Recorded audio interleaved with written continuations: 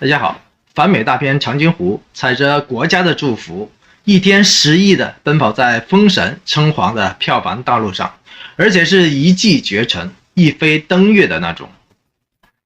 压根儿就没有任何跌落神坛的悬念。而且这个疯狂吸金的长津湖已经变成了一个见神吸神、见佛吸佛的深不可测的票房黑洞了。为什么我会这么说呢？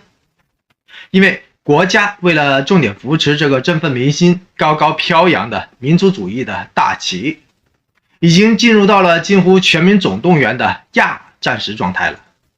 这部大片不仅被中宣部钦定成为了思想精深、艺术精湛、制作精良的现象级大片，更直接地动员了各级领导、党政干部自上而下的组织起同事、朋友和家人一起去购票观影，为了长津湖的票房加油鼓劲儿，满分点赞。话说14亿人人手一张票的话，惊世的伟业也一定都跑不掉了。那么我为什么说长津湖见神吸神、见佛吸佛呢？因为作为政剧之王的长津湖，不仅大肆收割了爱国者、爱党者的金钱，也同样疯狂地收割着其他同一档期的上画大片的生存机会。这足以让其他时代政剧以及时代政剧的导演们和艺人们，个个都瞠目结舌、哑口无言，都会感觉到一阵阵的透心彻骨的寒风和凉意。如果您一路都在关注能量达人赵丽颖和王一博的话，您或许更加的期待他们能够尽快的把握机会，尽快的野蛮进组，尽快的野蛮得奖。那么热爱阳光和正能量的您，千万别忘了继续的点赞、鼓励、支持和示爱，并留下您满满的祝福和心愿。因为爱和陪伴永远都不是一句话，而是一份坚持和一个行动。在这么一个最好的年代以及最坏的年代，您千万不要再迷信时代政剧的魔力了，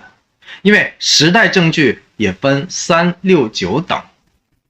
当时代政剧之王，也就是这个长津湖横空上画之后，大家才明白，大鱼吃小鱼，小鱼吃虾米，原本就是必须要面对的社会主义丛林法则和残酷的现状。至于说耽改剧、古偶剧被国家清理或者说被清洗，还真的不是单单是为了时代政剧铺路，而是为了政剧之王铺路。耽改剧、古偶剧的韭菜票房都应该流向国家出面导流的终极的政剧之王。要说行政干预是一只有形的手，那么舆论操控更是一只无形的手了。所谓舆论操控，就是封杀掉所有怀疑质疑的声音，鼓吹高分满分的评价。这样的话，其他的时代政剧或者时代政剧的导演们的饭碗被掀了、被砸了，其实都是必要的牺牲，为政剧之王铺路而已。很不幸的，今天我要举的例子就是赵丽颖的恩师兼贵人，也就是赵丽颖《幸福到万家》里面的资深导演郑晓龙。且不说《幸福到万家》的命运如何了，单单郑晓龙老导演所主持的这个图兰朵魔咒缘起，偏偏就碰上了这么一个依靠举国之力全国力捧长津湖的疯狂的时间点。于是乎，这部原本由顶级导演、顶级编剧联手打造的，而且更是名人荟萃、阵容鼎盛、号召力非凡的国际性大片，在这么一个强劲无比、能量无边的政剧之王面前，或者说在这个政剧之王所展开的超级庞大的吸金黑洞面前，显得那么的软弱无力，毫无招架之功，算是彻底的迷失了方向。为什么我说的这么惨呢？因为真实的数字真的是很惨。这部预计很快要在10月15号上画的跨国巨作，在长津湖的票房迅速突破34亿人民币的今天，居然才勉勉强强的预售出了389块钱的总票房。您没有听错，一个数字是34亿，一个数字是380。正剧老导演郑晓龙的这个《图兰朵》在正剧之王面前输的真的是完完全全的惨不忍睹，颜面归零了。且不说这部剧的女主关晓彤是95花中的表表者，而男主迪伦斯普罗斯是著名的意大利演员，就连配角也个个都是实力超班的蒋雯、胡军等等的大腕，而且还有那个火遍全世界的法国女神苏菲玛索。就连这个编剧也是郑晓龙老导演的御用编剧，也就是《甄嬛传》《芈月传》的金牌编剧王小平。这样的班底和制作绝对是稳健的表现和票房的保证。结果呢，偏偏碰上了这个国家指定的可以遇神杀神，或者说见神吸神的正剧之王。在我看来，图兰朵原本就预计打不过这种国家鼓吹的战狼系列，所以才决定延后了2个星期，避开11的黄金档。结果呢，明明是避开了时间，却避不开命运。任谁都绝对想不到，这个长津湖的神话故事偏偏会成为了一个片甲不留、掏干市场、榨干红利的无底的黑洞。在我看来，图兰朵与其接受票房为零的惨淡的结果，不如最好撤档撤退算了，选一个低调无害、只赚吆喝的吃瓜档期良辰吉日，以免郑晓龙老导演的一世英名毁于一旦，毁在了神话长津湖的手里。说到这，注定谁都想不到，中国需要战狼，不仅是6年前的精神上的刚需，更是当下这个风云变幻的时代的刚需。长津湖这部战狼前传，承载着大一统的重托，承载着当权者的众望。他不仅不断地创造出了历史，更自己就化身成为了一个不断打破历史的传奇的历史了。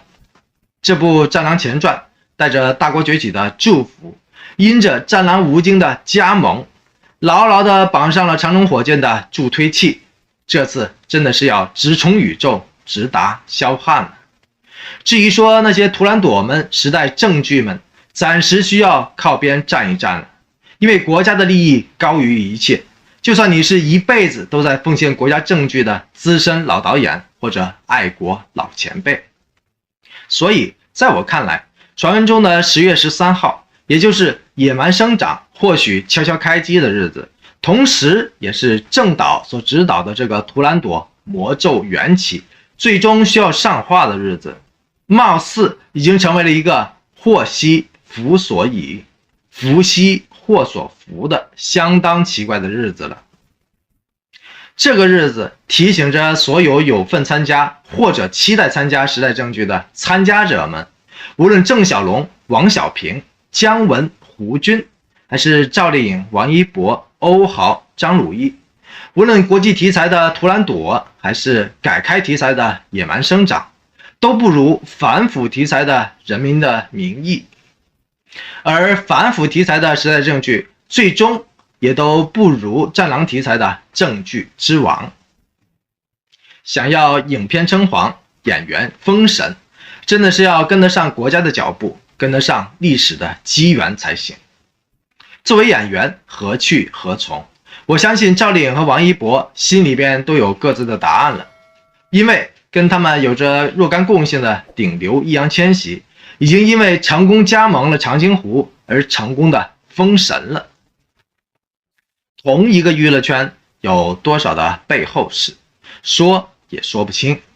您如果相当惊讶和可惜，赵丽颖的恩师兼贵人，也就是这个马上就要步入70岁高龄的，在圈内德高望重的郑晓龙老导演，居然也会马失前蹄，居然会败在这么一个战狼体的正剧之王面前，那就欢迎您在评论区当中留下内心的3个字的短评，一个是太冤了，一个是认命吧，一个是无所谓啦。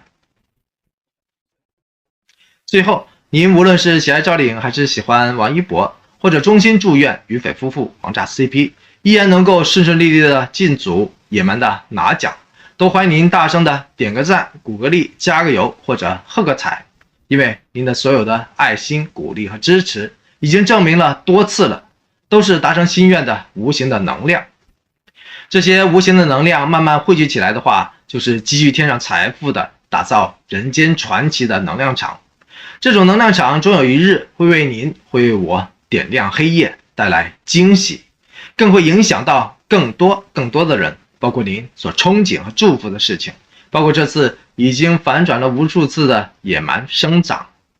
爱就请全心的爱到底，说就请大声的说出来。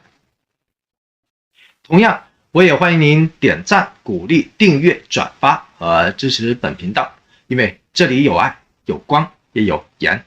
多谢您的一路的陪伴和宝贵的时间。